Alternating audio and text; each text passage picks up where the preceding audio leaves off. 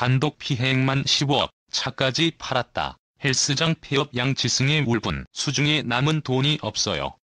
회원들 환불 비용 마련하느라 얼마 전에는 차까지 팔았습니다. 총 피해액만 15억 원 가까이 되네요.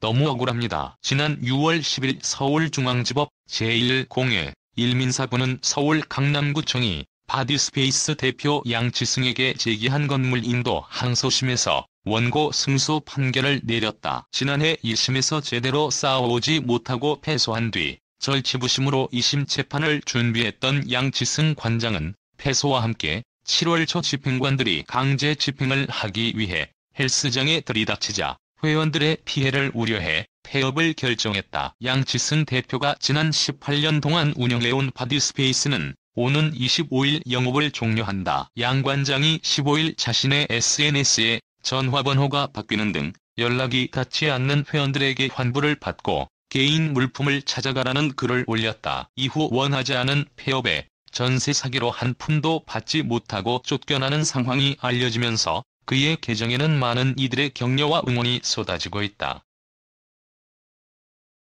19일 엑스포츠뉴스가 서울 강남구 논현동에 위치한 바디스페이스를 찾았다. 폐업을 일주일째 남기지 않은 이곳은 남은 직원들과 몇 명 되지 않는 카운터에는 부득이한 내부 사정으로 인해 25년 7월 25일 22:00시를 마지막으로 영업을 종료하게 되었습니다. 많은 사랑에 진심으로 감사드립니다라는 문구가 적혀있어 마지막을 실감하게 했다. 양치승 관장은 엑스포츠뉴스에 이게 나라인가? 어떤 나라가 더 짝짝꿍을 쳐서 임차인을 힘들게 하나? 너무 억울하다. 팬티까지 벗겨서 쫓아내는 느낌이라며 억울함을 토해냈다. 이어 대출을 받아 인테리어를 다 하고 들어왔다. 1년 조금 하다가 코로나19가 터져 3년을 어렵게 버텼다. 게다가 나가는데 보증금도 돌려주지 않는다. 시드머니가 없으니까 다른 곳에서 헬스장을 차리기도 어렵다. 보증금이라도 주면 어떻게 해보겠는데 나가서 차릴 돈이 없다고 한숨을 내쉬었다. 양 관장은 지난 2018년 지인을 통해 알게 된 민간업체 관계자 A와 보증금 3억 5천만 원에 매월 수천만 원의 월세를 내는 임대차 계약을 맺고 헬스장을 차렸다. 10년, 20년 열심히 해서 돈을 많이 벌어라라는 임대인의 말을 믿고 수억 원을 들여 리모델링까지 마쳤다. 그러나 해당 건물은 강남구청이 주인이었고 A는 기부 체납으로 건물을 짓고 20년간 무상 사용을 한 뒤 기간이 지나면 관리 운영권을 넘겨야 하는 임대인이었다. A는 2022년 11월 9일자로 권리가 끝나 명도를 넘긴다는 사실을 임차인들에게 고지하지 않은 채 계약을 진행했고 설상가상 A는 현재 수중에 돈이 없다며 임차인들에게 보증금을 반환하지 않고 있는 중이다. 강남구청 역시 퇴거 명령과 함께 임차인들에게 부동산 인도 소송을 걸었다. 양치승은 원래는 근처에서 헬스장을 운영하고 있었다.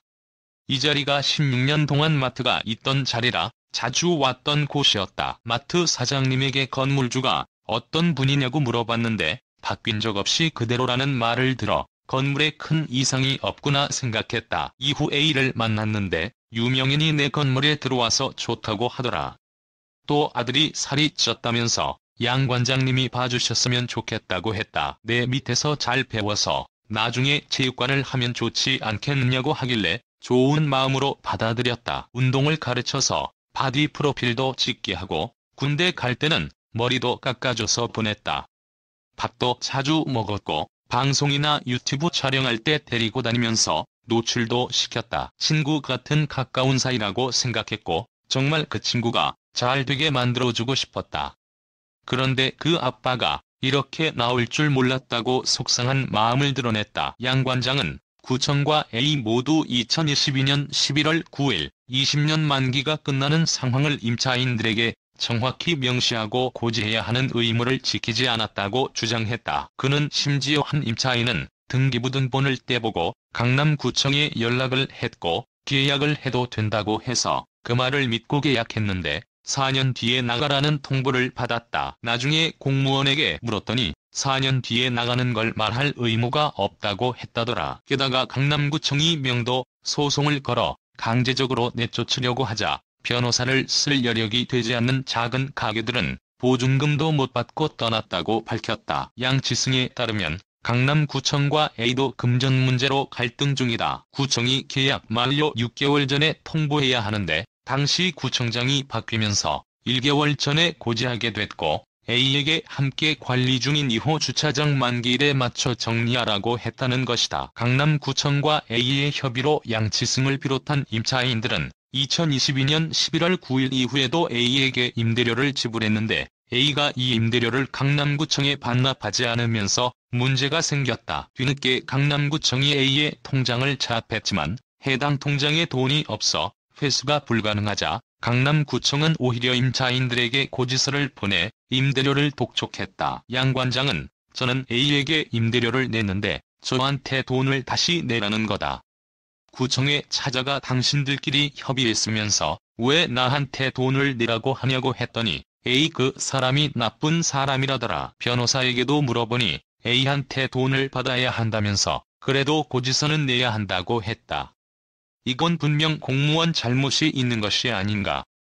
해당 공무원은 어떤 이유에선지 이후 파면됐다고 들었다. 그리고 A를 강남경찰서에 사기로 형사고소했는데 기망 행위가 없다며 혐의 없음으로 종결됐다. 내게 10년, 20년 장사하라고 하면서 임대가 끝나가는 기간을 알려주지 않았고 중간에 필라테스 하던 공간을 복싱장으로 바꾼다고 했을 때도 아무 말도 없었다. 등기부등본도 17년도에 이미 정리를 해놓았더라. 증거가 이렇게 많은데 기망행위가 왜 없다고 하는 건지 모르겠다. 임대료 피해만 억대가 넘는다며 울분을 토했다. 건물 보증금의 중복으로 내게 된 임대료, 인테리어와 각종 기구들, 변호사 소송 비용 등을 모두 합하면 15억 원 가까이 손해를 봤다. 양치승은 피해를 당한 뒤 여기저기 언론과 방송을 통해 알리지 않았나. 아이러니하게도 이때부터 상황이 안 좋아졌다. 사기당했다. 폐업한다는 말이 나오니까 회원들이 확 줄었다. 그리고 눈에 보이는 피해액은 4에서 5억 원이지만 변호사 비용까지 합치면 15억 원이 넘는다. 얼마 전에는 회원들 환불 금액을 줘야 하지 않나. 그 금액만 몇 천만 원이라 결국 차도 팔았다고 속상한 마음을 전